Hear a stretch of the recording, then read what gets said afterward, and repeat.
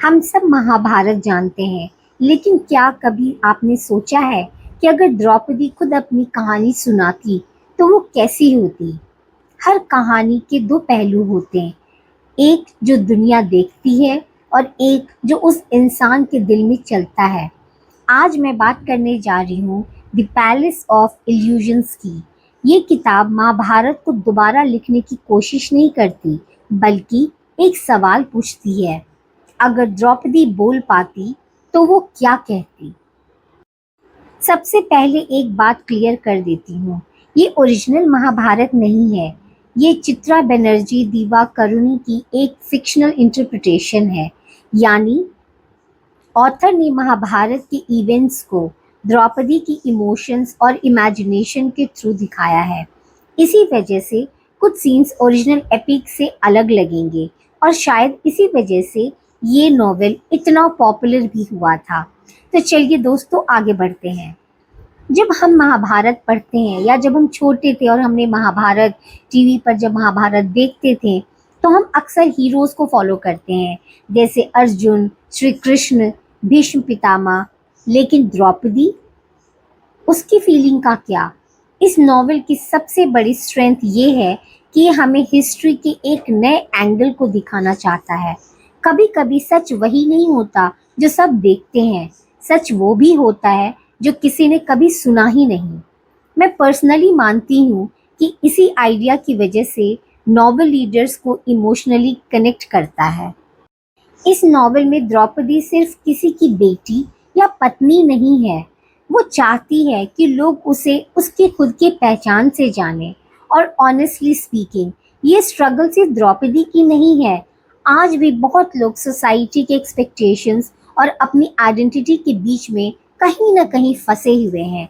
यही वजह है कि हजारों साल पुरानी कहानी आज भी रेलेवेंट सी लगती है। इस बुक में कुछ डिसीजंस ऐसे हैं जो पूरी कहानी बदल देते हैं। चाहे वो स्वयंवर हो, या डाइस गेम हो, या बदले की कसम हो, ऑथर रिपीटेडली एक मैसेज देती हैं। हम अपनी चॉइसेस चूज करते हैं, लेकिन उनके कॉन्सिक्वेंसेस नहीं। और शायद इसी वजह से महाभारत सिर्फ वॉर की कहानी नहीं, ह्यूमन साइकोलॉजी की भी कहानी है।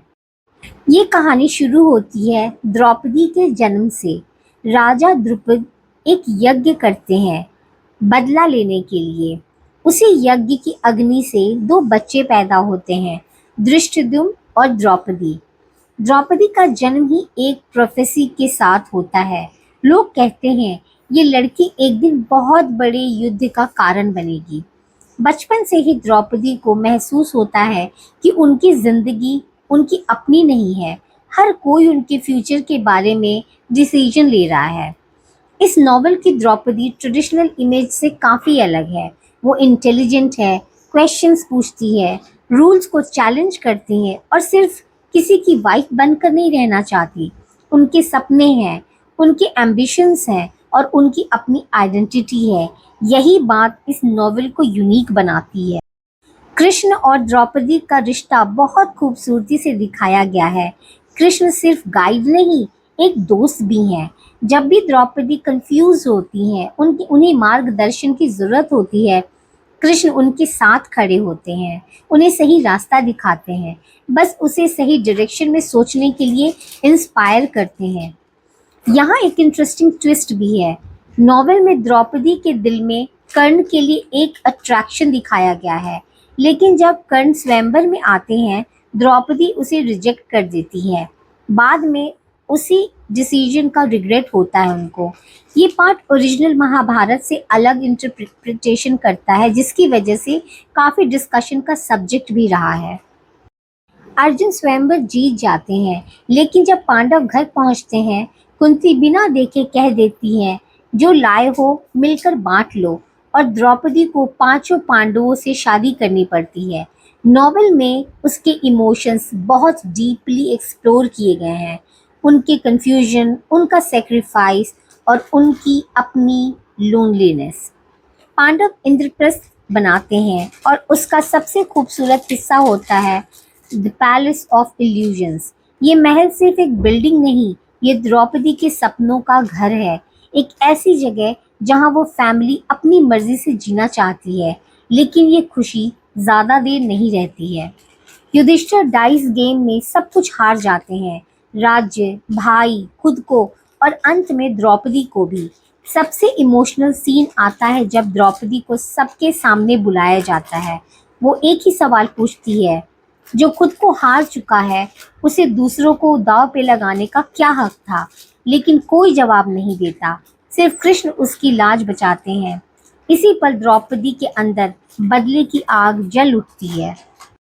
अगर आप महाभारत की लड़ाई एक्सपेक्ट कर रहे हैं तो शायद ये नॉवेल आपके लिए नहीं, लेकिन अगर आप कैरेक्टर्स के इमोशन समझना चाहते हैं तो ये किताब एक अलग एक्सपीरियंस देती है। मेरे हिसाब से इस नॉवेल का सबसे बड़ा मैसेज ये है कि हर हिस्ट्री के पीछे कुछ अनसुनी आवाज़ें होती हैं और कभी-कभी उन्हें सुनना ही सबसे ज़रूरी होता है। मेरी तरफ से ये स्टोरी पढ़ने लायक है।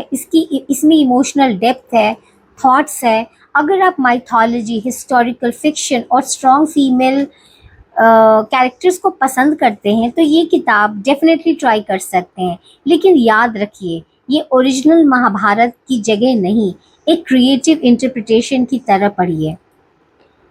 आपके हिसाब से महाभारत का सबसे मिसअंडरस्टूड कैरेक्टर कौन था? द्रौपदी, कर्ण, कृष्ण या कोई और? कमेंट में ज़रूर बताइए।